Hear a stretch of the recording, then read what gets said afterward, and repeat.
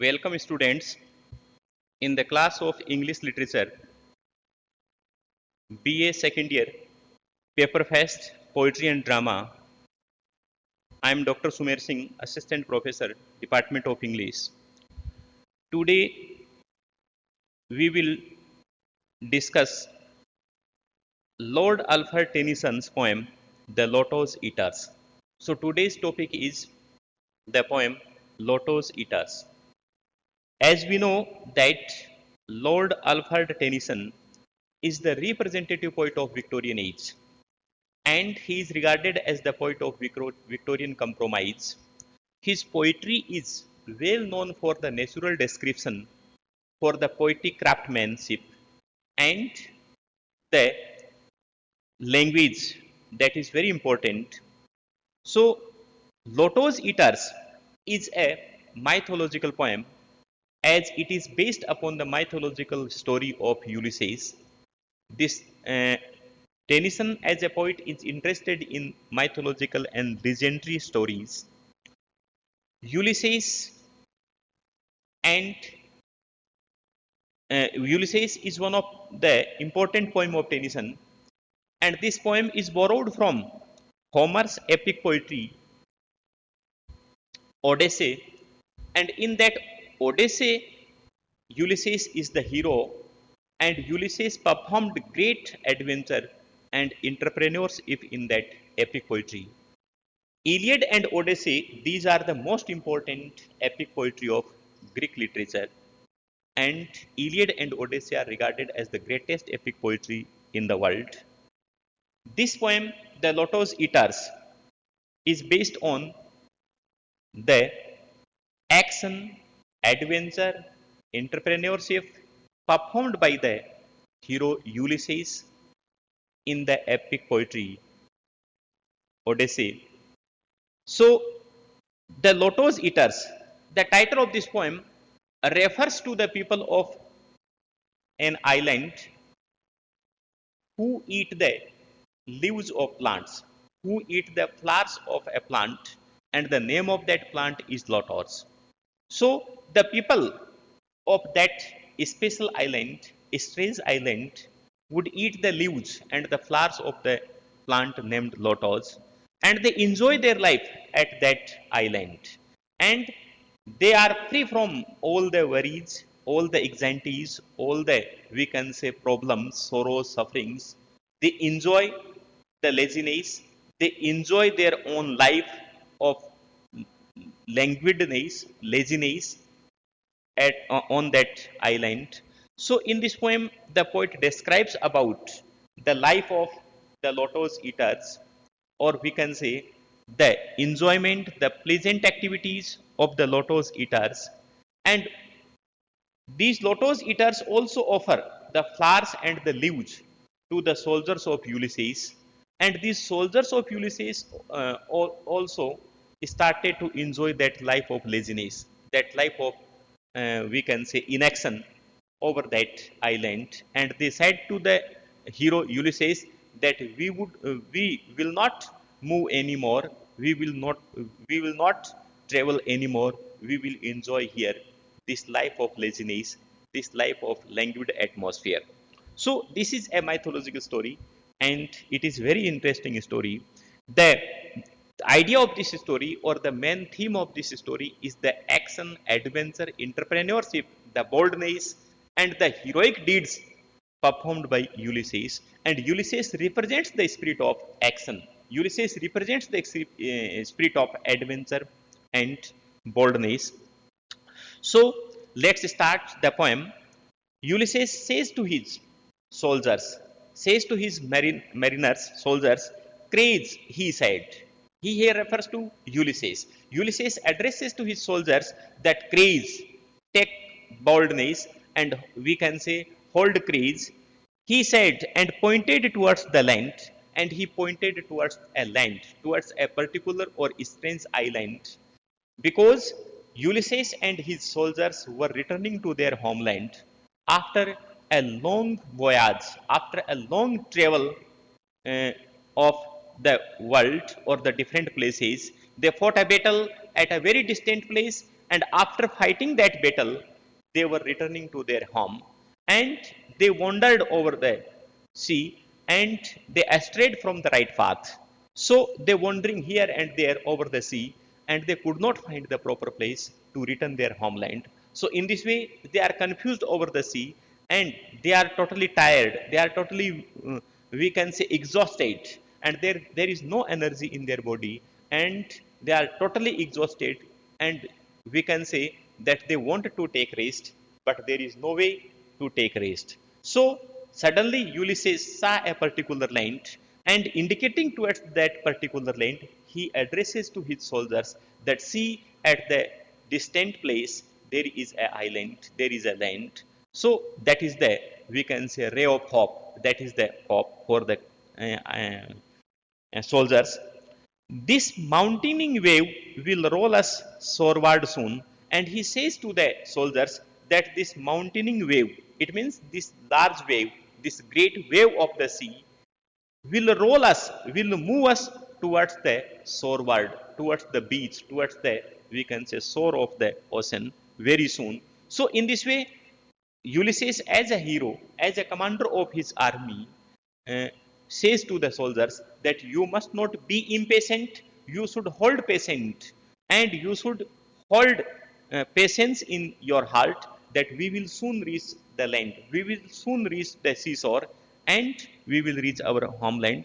So he indicates towards a particular distant land, the sea, there is a land. In the afternoon, they came up unto a land, and till afternoon they reached to a land, and that land is a very special land, that is a very strange land, in which it seemed always afternoon. Or in that island, in that particular land surrounded by the sea, there is always the atmosphere of afternoon. There is always the atmosphere of afternoon, and there is no change in that atmosphere. Always there is the afternoon, and a languid air blow always there, in which it seemed always afternoon. All around the coast the languid air did soon. It means all around that coast of that land, or all around that land, there is always blowing of the languid air. It means a languid air, air of lethargy, or we can say the air of laziness always blow there, breaking like one that has a weary dream. Sorry, breathing like one that has a weary dream. So breathing like one that has a weary dream, as if a person is uh, enjoying the weary dream, enjoying the dream after totally exhausted. So such kind of air, or we can say the air of laziness, the atmosphere of laziness always prevail on that particular island. So it is a special island in the, amid, we can say, amid the ocean. And the soldiers and the hero Ulysses reached at that land at the time of afternoon, and upon that island there is always the atmosphere of a afternoon. Full faced above the valley stood the moon, and moon is shining over that valley, over that land in full face, and like a downward smoke, and like a downward smoke, as if the smoke is moving down slowly, the slender stream means the thin stream, the thin stream along the cliff, along the cliff of the rock, to fall and pause. Fall did seem. So it seemed that a smoke, or a white colored smoke, is moving down towards the earth along the cliff, along the mountain side. So such kind of atmosphere is always prevailing over that particular land, named the island of Lotos eaters, because it is the island of Lotos eaters. So in this way, Ulysses and his soldiers, who were returning from a battlefield uh, uh, towards their homeland, reached suddenly to a particular land after a long and tired journey. So they saw that it is a special land, they saw that it is a special island, a land of streams. And this is a land of streams, there are the streams, rivers. So it is a land of stream, some like a downward smoke, and some rivers are flowing as a downward smoke from the sky towards the earth. Slow dropping waves of thinnest land did go, and some through wavering lights and shadows broke. And there is a wavering light, as if sometimes there is the darkness shadow and sometimes there is a lightning. So uh, we can say that shivering light is coming towards the soldiers from that island, and sometimes there is a darkness, sometimes there is a light. So shadow and darkness alternative scene is coming towards the soldiers. Rolling a slumbers seat of foam below. Rolling a slumbers means full of laziness, full of languid sense, a seat of foam below. So towards earth, a sheet of foam is moving down slowly. They saw the gleaming river seaward flow, and all the soldiers saw that a gleaming, a bright, a shining river is moving towards the sea slowly. So this kind of scene is there. So we can say it is the land of dreams. It is a beautiful land, and upon this land there is always a air of laziness blow. There is always the scene of afternoon. There is always a smoke or a sheet of smoke is moving down towards earth from the sky along the cliff, along the mountainside. So, from the inner land, far off three mountain tops, and from the inner land, these soldiers saw that three pinnacles of mountain, three tops of mountain is uh, visible to these soldiers, as if there is a three peaks and the three pinnacles of mountain are there inside the uh, land or inside the island. They saw the inner land, far off the three mountain tops, three silent pinnacles of aged snow. Aged snow means there is a old snow, there is a snow over these pinnacles, over these tops of the mountain from a long period. So it is the old snow or it is a aged snow. From the inner land, far off the three mountains, three silent pinnacles, aged snow, stood sunset flushed and dewed with showery drops. Up clomb means up climbing, climbed the shadowy pine above the woven copse. So there is a grassland also, and the grass is interwoven over that grassland, and there are the pine trees. These pine trees are erected towards the sky, and as if they are climbing towards the sky. The charmed sunset lingered low down, and it is the time of afternoon, it is the time of evening or sunsetting. So, the charmed sunset, there is a very beautiful, very attractive scene of sunsetting that is lingered low down. It means there is a scene of sunsetting, and the sun is going down towards the horizon, and it is a very beautiful scene in the red west, because at the time of sunset there is a red color of the west horizon. Through mountain cleft, the dale was seen far inland. So, in this way, the dale, the valley is seen very beautiful in that land at the time of sunsetting. And the yellow dawn bordered with palm, and the yellow dawn, as if it is the period of early morning, and in early morning there is also yellow color of the sky, and yes, bordered with palm and many a widening vale and meadows. There are many widening vale. Vale means valleys, meadows, grasslands in this island. So the island of the Lotos Eaters very beautiful, and there are so many natural beauties, as the grassland is there, rivers are flowing very slowly towards the seaward, and smoke is moving down as a sheet of smoke from the sky to the earth, and the three great tops of the mountain also visible at distance in the island. So in this way the soldiers saw that it is a very beautiful land, and it is a land of dreams. Yes, yellow dawn bordered with palm and many a widening vale and meadows set with slender glingale. Set with slender glingale. Slender means thin. Glingale means there is a garland, or we can say the flower beds, and a land where all things always seemed the same. So it is a land. It is a island where always there is the same atmosphere. Always there is a same conditions. There is no change in the condition of afternoon atmosphere in this island. Around about the keel means ship. Around the ship with faces pale, with pale faces. So the people of this island, they are called lotus eaters because they eat the flowers and the leaves of the lotus plant. So they are called the lotus eaters. When Ulysses and his soldiers reached that seashore, that island. Then, to welcome these soldiers, to welcome these strangers, the Lotos eaters approached to them. They came towards them to welcome them, and all these people having pale faces because they always enjoy the afternoon atmosphere. They always enjoy the lazy atmosphere or the languid atmosphere of this island. So their faces are full of pale color.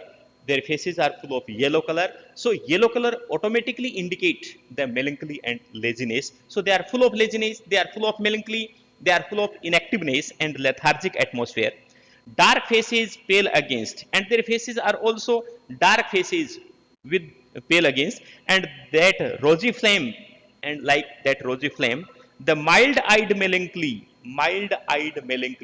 it is a transfer epithet. It is the example of transfer epithet that melancholy has been personified as mild-eyed, soft-eyed melancholy. Lotos eaters came. So the people of this island, the resident of this island or the dwellers of this island came towards Ulysses and his soldiers to welcome them, to hail them upon this island, upon this special island.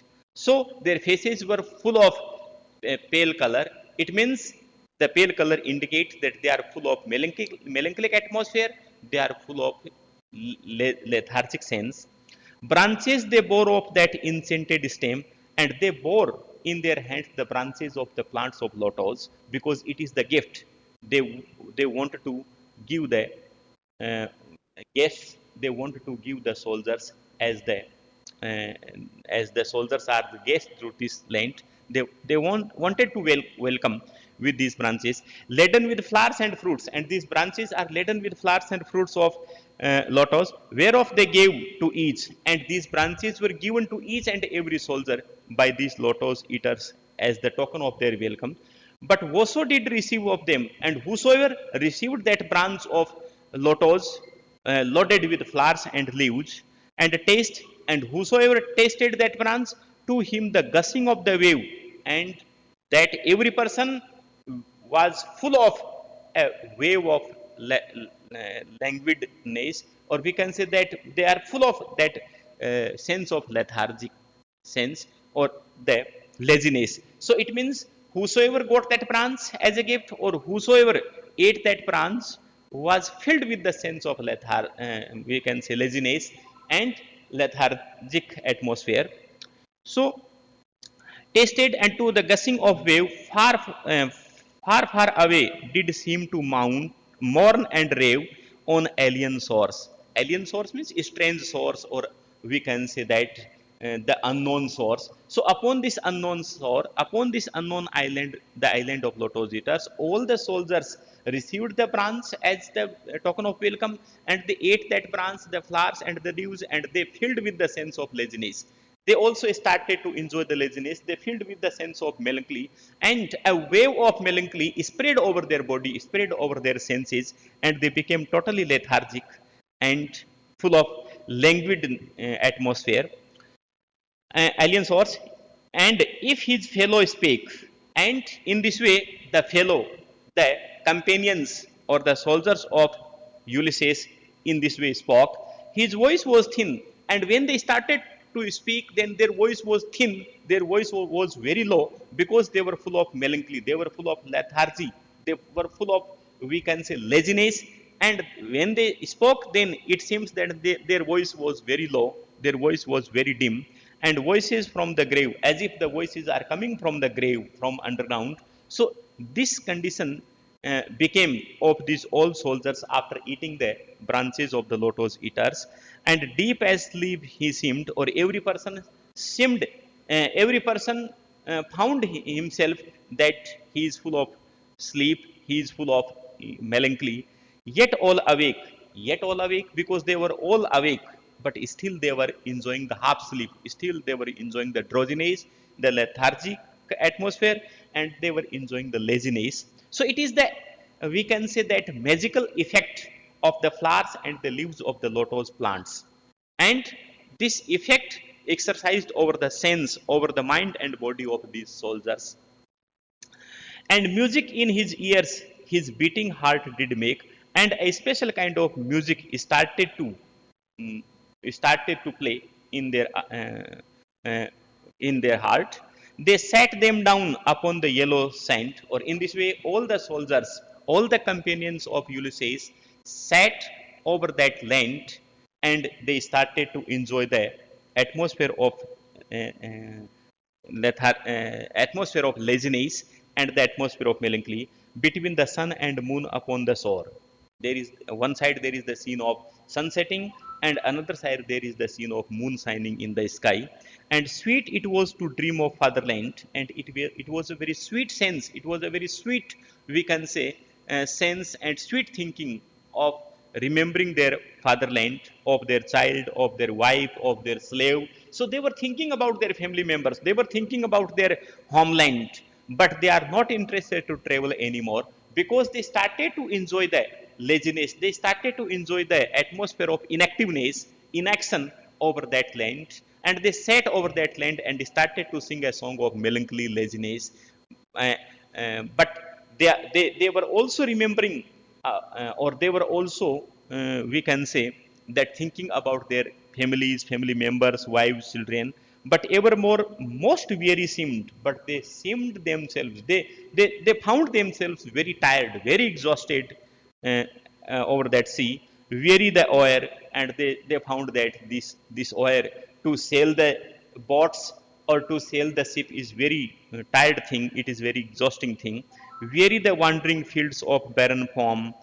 Then one said, then one of them said, one of them started to sing a song, we will return no more, we will return no more. In this way, one of them started to sing a song that we will travel no more, we will return no more, we will not go to our fatherland. Still, they wanted to reach their fatherland, but due to the atmosphere of melancholy and laziness, they started to enjoy that atmosphere, and they were interested in that atmosphere, and they started to sing, we will return no more. And all at once they sang, and then all at once started to sing a song, our island home is far beyond the wave, we will no longer roam, we will no longer roam. So, in this way, they started to sing a song of laziness, a song of melancholy, and that we will no more travel, we will no more travel, we will no more move, we will no more move.